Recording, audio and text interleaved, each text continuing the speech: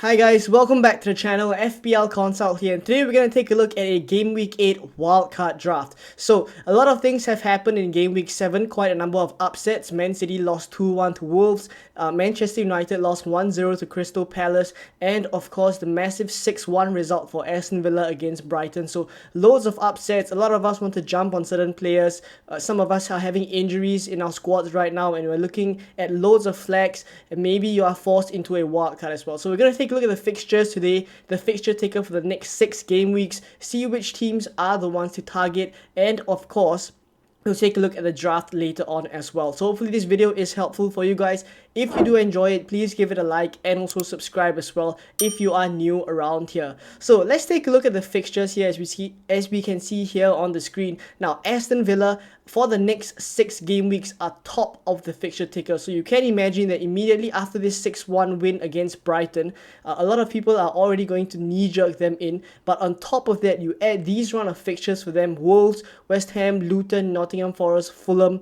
This run is just incredible, and they are top of the fixture ticker for the next 6 game weeks. So you can imagine that in your wildcard draft, you should actually be tripled up on them. One defender, one forward in Ollie Watkins as well, and probably Diaby in midfield as well. So there we go with Aston Villa. Next up is actually Crystal Palace. So if you're looking for an enabler, Eberici Eze at 6.2 million now. He's dropped 0.3 million from his initial price tag. He's also someone that can be considered. Now, as for Spurs, we already knew that Game Week 8 we would be wanting to jump on Spurs assets, probably tripled up on them, right? And after the controversial 2-1 win against Liverpool, now they have Luton, Fulham, and Crystal Palace in the next 3 games as well. So you can imagine that a lot of us will want to be jumping on assets like Son, Udogie, maybe Pedro Porro is an interesting option as well, and then of course James Maddison. So aside from these top 3 teams, you take a look further down the list. Manchester United, a lot of us are not really keen on their assets right now. In fact, even though they are pretty high up this fixture ticker, a lot of us feel like the performances aren't great, so we don't really want to target them. So that's perfectly fine. Now, Wolves is an interesting option because Wolves here, there's Pedro Neto, who has been ticking along very nicely,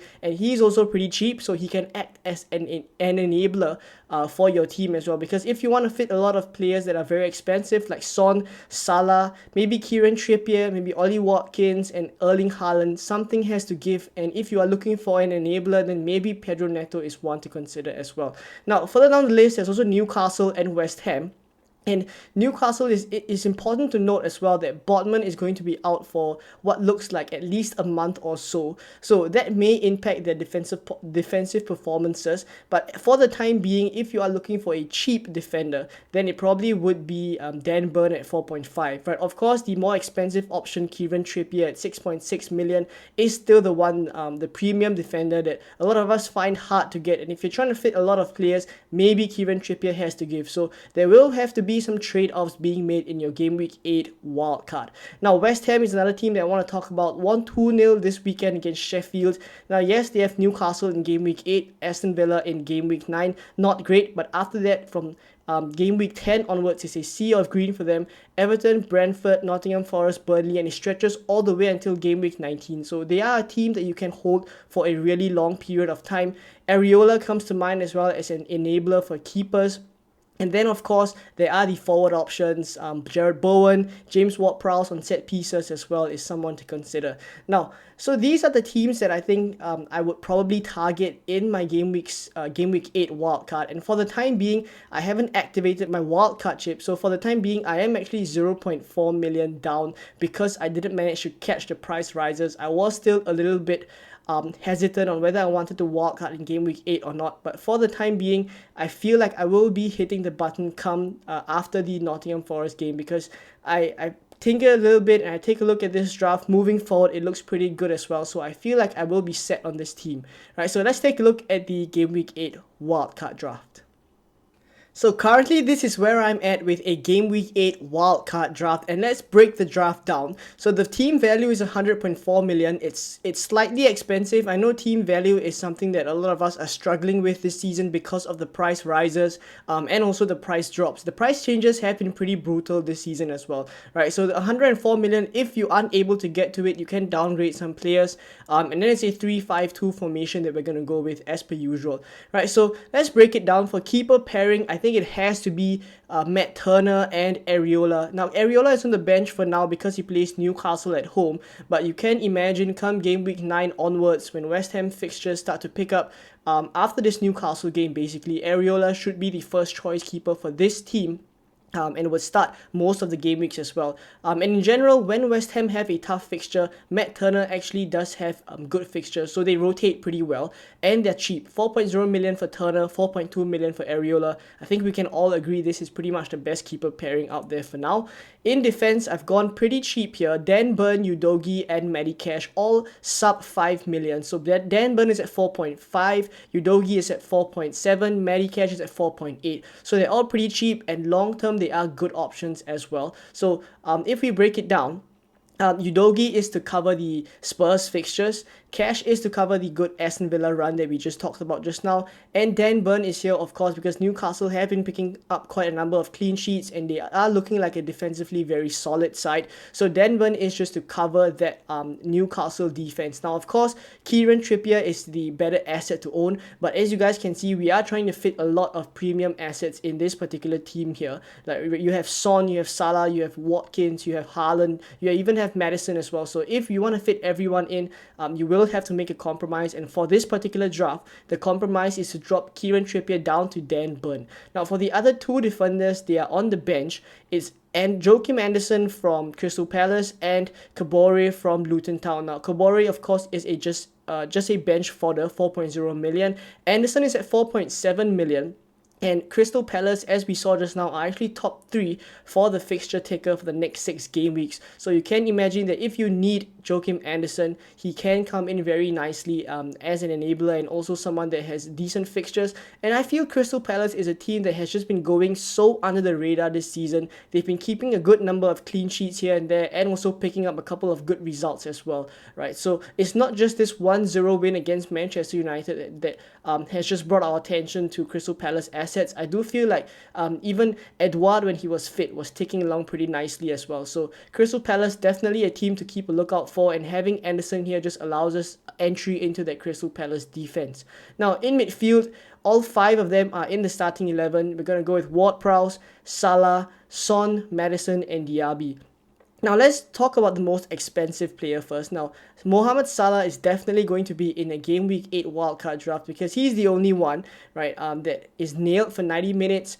And of course, Liverpool do have a good fixture run moving forward. Yes, Game Week 8 is Brighton away. We saw what Aston Villa did to Brighton, but away at the MX, it may be difficult for Liverpool to get a result. But again, from Game Week 9 onwards, right, if you ignore this Brighton fixture, Game Week 9 onwards, there are great fixtures for Liverpool, and you want a piece of that attack as well, right? They were pretty unlucky not to get a better result against Tottenham. Of course, they were down to 10 men and then down to 9 after Jota got sent off, right? But there was every chance that they could do quite well against Tottenham, who is a side that is performing quite well, and Liverpool still managed to stand up to them. So I feel like attackingly, we can expect Liverpool to score quite a number of goals moving forward. So Mohamed Salah, on penalties as well, definitely going to be in the draft, and I feel like he justifies the price tag of 12.6 million currently, right? So that's with Salah. Now, for the Son and Maddison double up here, this is of course to cover the Spurs fixtures. They play Luton here in Game Week 8. They play Fulham in Game Week 9.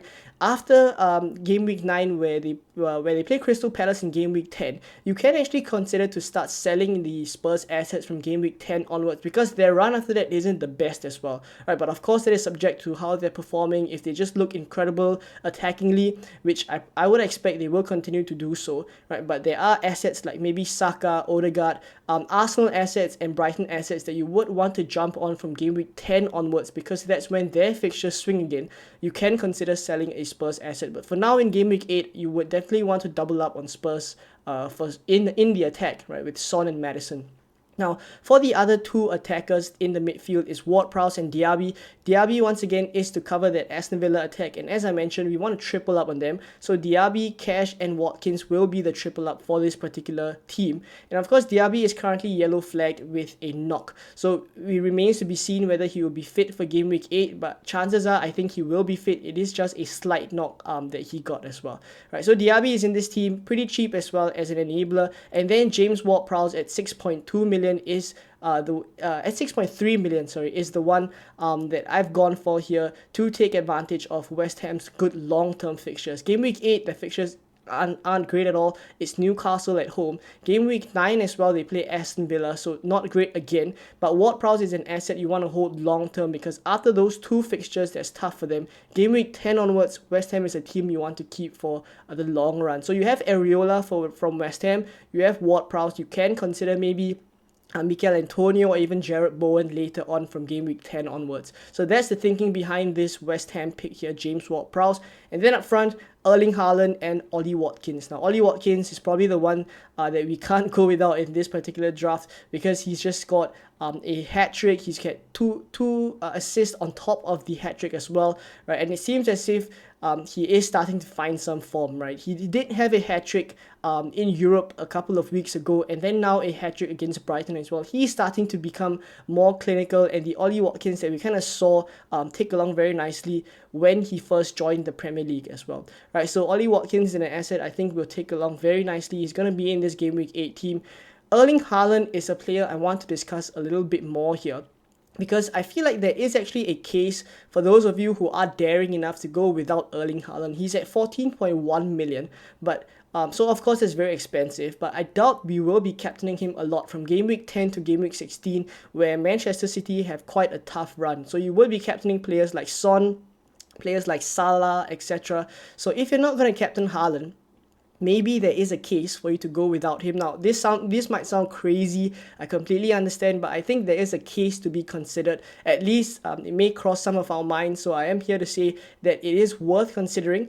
Right, for myself, I still have him in, but I definitely did look at a draft without Haaland for a Game Week 8 wildcard. So that is also something that you can consider, because if you go without Haaland, you can of course afford Trippier, you can upgrade James Ward-Prowse to a Jarrod Bowen, who's better as well. Your options on the bench can also be upgraded as well. So it's definitely something to consider, but for now I have Erling Haaland in the draft, and the third forward on the bench is just Archer for bench coverage. So there we go with this team. Let me know what you guys think about it, and are you wildcarding? Let me know down in the comments below. For the time being, as I mentioned, I feel like I will be hitting the button right after the Nottingham Forest versus Brentford game. I've already missed a couple of price rises because of the indecision, right? So that is definitely a mistake on my part. I feel like I should be a little bit more decisive, and I will try to be a little bit more aggressive as well moving forward. So there we go with this particular Game Week 8 wildcard draft and video. Hopefully it was useful for you guys. Let me know down in the comments once again what you are doing with your teams, and would you make any changes to this draft. And I'll catch you guys in more Game Week 8 content very soon. Bye bye.